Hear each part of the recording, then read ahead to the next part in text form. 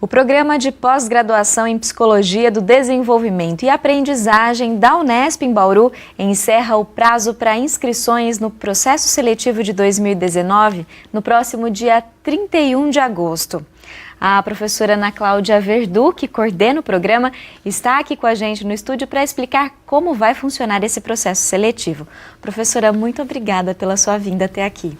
Eu que agradeço a oportunidade de estar publicizando e contando um pouco sobre o funcionamento do nosso programa também. Obrigada. Professora, então começando sobre o processo em si, né?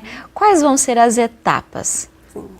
O programa de pós-graduação em psicologia tem 2 etapas no processo seletivo, né? Depois de encerradas as inscrições e toda uma análise documental, a primeira etapa é de uma prova escrita de conteúdos específicos dentro da nossa área de concentração, desenvolvimento humano e aprendizagem, e uma prova de proficiência em línguas, né? Língua inglesa, basicamente, e quem no doutorado há uma possibilidade de optar por uma segunda língua, no caso francês, né? Essa é a primeira etapa. Feita a análise desse processo, né, os classificados vão para uma segunda etapa.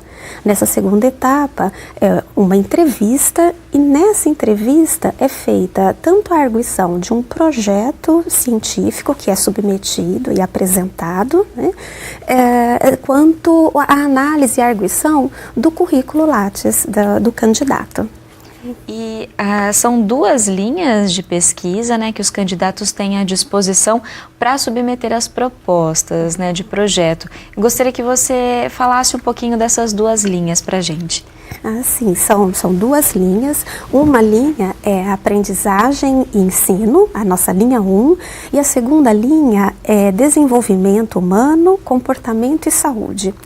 Na linha 1, nós priorizamos análises de processos básicos a aplicados relacionados à aprendizagem e ensino. Então, de maneira mais específica,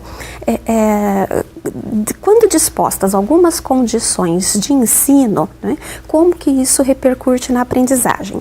Então, como que a gente denomina ou define a aprendizagem, né? Nós definimos a aprendizagem como uma mudança de um comportamento numa determinada direção, e um comportamento que não ocorria antes e passa a ocorrer de uma maneira mais ou menos frequente. E, no nosso caso, né, as mudanças deliberadas por essa condição de ensino. Isso pode acontecer tanto na escola, né, de uma maneira muito convencionada, no senso comum, né, em condições escolares, mas pode acontecer numa clínica com um paciente, pode acontecer numa situação hospitalar, como adesão a um tratamento, né, pode acontecer num grupo comunitário, mudando as práticas daquele bairro. Então, nós estendemos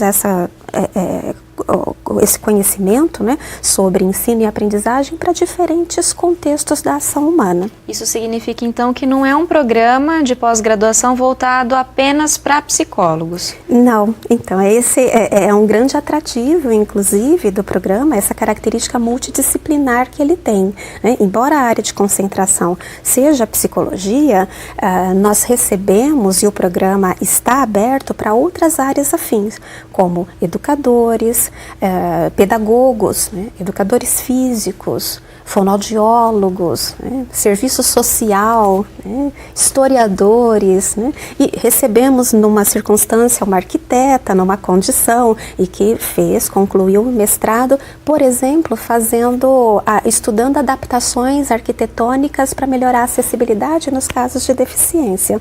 Olha só que interessante. Então, onde tem comportamento humano, né, nós temos possibilidade para a atuação do psicólogo, né? E a segunda linha, professora? A segunda linha, desenvolvimento humano, comportamento e saúde. Então, nós estudamos aspectos do desenvolvimento, do curso de vida, então que passam de nascimento, infância, adolescência, vida adulta, velhice, né? Não como um curso finito, né? Mas estudamos esses processos desde os marcadores biológicos, mas sobretudo na relação, né, desses marcadores biológicos do desenvolvimento humano com as condições ambientais oferecidas, né? Então, sejam condições mais diretas na interação com pais, com famílias, ou interações determinadas pela própria cultura, e como isso repercute em processos que a gente denomina de desenvolvimento humano. Professora, nesse sentido, então, o que vocês esperam, né, dos futuros pós-graduandos? Que tipo de projeto vocês esperam nessa seleção? Certo. Bom, o projeto ele tem que estar adequado a essas linhas do programa, ou ensino-aprendizagem, ou desenvolvimento, ou comportamento e saúde. Mas qual é a característica de apresentação, né? A gente espera um projeto organizado dentro dos preceitos metodológicos, então ele vai apresentar uma argumentação da sua proposta, um desenvolvimento metodológico de como ele pretende desenvolver e chegar a responder a sua pergunta de pesquisa, né? E uma proposta de análise de resultados, né? Mas projetos que estejam, de alguma forma, articulados com esses fazeres, né, humanos, né? Tanto no âmbito da aprendizagem do ensino, quanto no âmbito do desenvolvimento e saúde. Ou seja, que contribuam para a evolução científica dessa área. Que contribuam para a evolução científica dessa área. Na argumentação da proposta, onde nas etapas do projeto, né, a gente designa uma seção específica chamada introdução, ali é onde ele vai apresentar tudo o que ele conhece sobre o panorama da área, identificar algumas lacunas, né, do conhecimento e fazer a sua proposta dentro dessa lacuna. E quem ficou interessado em participar do processo seletivo, as informações detalhadas estão disponíveis no site da FC, na aba Ensino e em seguida Pós-Graduação. Professora, eu agradeço mais uma vez a sua participação hoje aqui com a gente. Eu é que agradeço, uma boa noite. Boa noite.